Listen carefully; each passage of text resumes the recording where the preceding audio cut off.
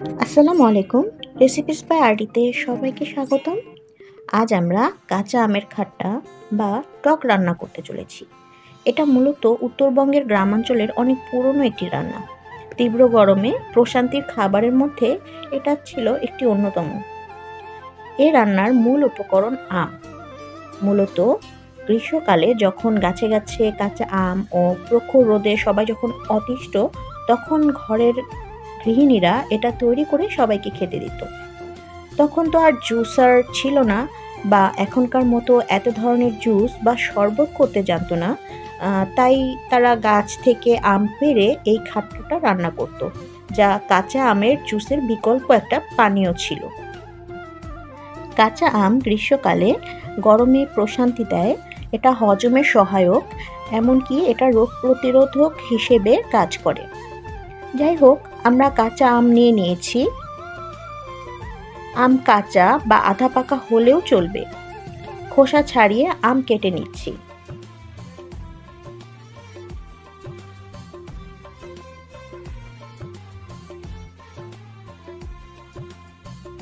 আমরা আমের আটিও এভাবে নিচ্ছি, আপনি চাইলে বাদ দিতে পারেন। আম কেটে পরিষ্কার করে পর্যাপ্ত পানি দিয়ে চুলায় দিলাম। পর্যাপ্ত পানি বলতে আসলে এ রান্নায় কোনো মাপ নেই। ডাল রাঁধতে যেমন আপনি যেমন ঘনত্ব চান তেমন পানি দেন, এখানেও তেমনই। ঘন খাবেন নাকি পাতলা, আপনার পছন্দ। আমি 1 কেজি আমের জন্য 1 কেজি পানি দিয়েছি। আর আমের টক অনুযায়ী লবণ দিলাম প্রায় 2 চামচ। আর সামান্য হলুদ দিয়ে ঢেকে আম সেদ্ধ হওয়া পর্যন্ত সময় নিব। প্রায় 8 থেকে 10 মিনিটেই আম সেদ্ধ হয়ে যাবে ইনশাল্লাহ। 10 মিনিট পর আমাদের আম সেদ্ধ হয়ে গেছে।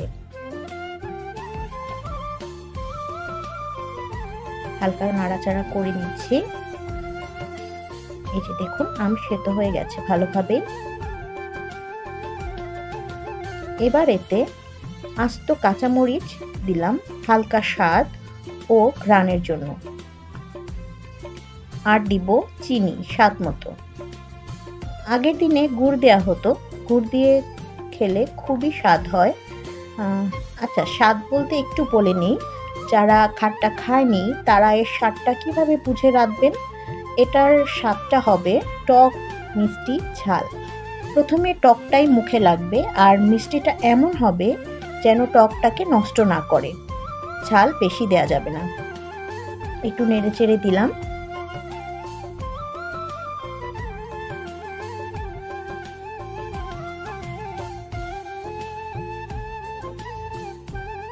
সেদ্ধ আমটা হাতল দিয়ে একটু গলিয়ে নেবেন।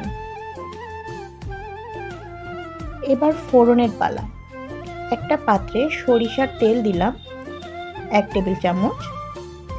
লো হিটে কাজটা করতে হবে। একটা তেজপাতা দিয়ে দিলাম, শুকনো মরিচ দিলাম 2-3টে। আপনি চাইলে শুকনো মরিচ আস্ত রাখতে পারেন। আর দিচ্ছি আস্ত সরিষা।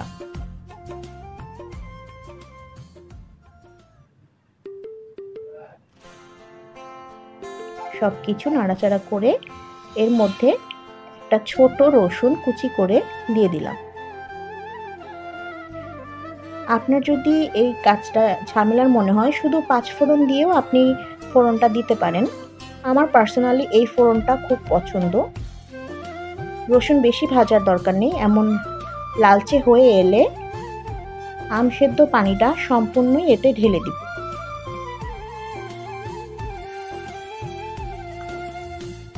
এবার চুলা হাই হিটে দিয়ে ঢেকে অপেক্ষা করব ফুটে ওঠা পর্যন্ত।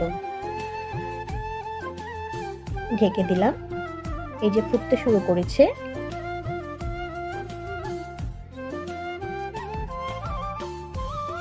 ফুটতে শুরু করলে চুলা বন্ধ করে ঢেকে কিছুটা ঠান্ডা হতে দিব। আলহামদুলিল্লাহ, এবার শুধু পান করার পালা। আগে কিন্তু এমন থালাতেই পরিবেশন করা হতো।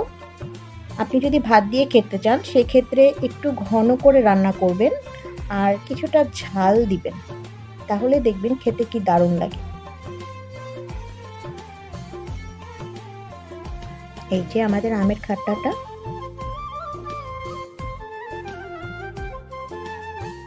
আমাদের রেসিপি ভালো লাগলে লাইক, কমেন্ট এবং শেয়ার করে আমাদের পাশেই থাকবেন, সাবস্ক্রাইব করে দিবেন। Thanks for watching. আসসালামু আলাইকুম।